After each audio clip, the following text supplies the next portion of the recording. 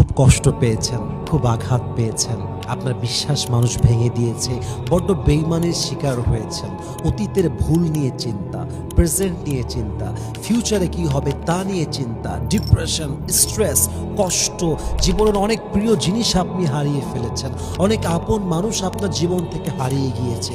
এত কিছুর পরও আপনি মুচকি হাসি দিচ্ছেন, আপনি পড়ছেন আলহামদুলিল্লাহ, আমি অনেক ভালো আছি, আলহামদুলিল্লাহ, আল্লাহ আমাকে অনেক ভালো রেখেছে।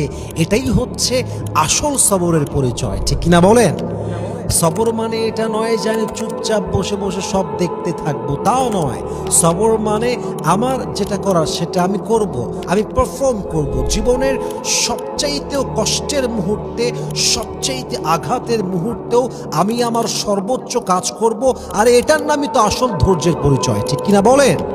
আমি আল্লাহকে বিশুদ্ধার করতে পারি না যে আল্লাহ তুমি কেন এইটা করলা, আল্লাহ কেন বেঈমানি হলো, আল্লাহ তুমি কেন কেড়ে নিলা, আল্লাহ তুমি কেন আমাকে দিলা না। No, I can't say something like this. আমি বলবো আল্লাহ তুমি যদি নিয়ে খুশি হও আমি তাতে খুশি, তুমি যদি দিয়ে খুশি হও তাতে আমি খুশি, যদি কিছু হারিয়ে গেলে তুমি খুশি হও তাতে আমি খুশি, তুমি যদি আমায় কোনো নিয়ামত দিয়ে খুশি হও তাতে আমি খুশি। আল্লাহ আমার কোনো কমপ্লেন নেই, তুমি যেমনেই রাখবা আমি তেমনেই খুশি। জাস্ট এই একটা বাক্য, একটা শুকরিয়া আলহামদুলিল্লাহ আপনাকে আপনার জীবনে সবচেয়ে সুখী মানুষ বানায় দিবে, ঠিক কিনা বলেন?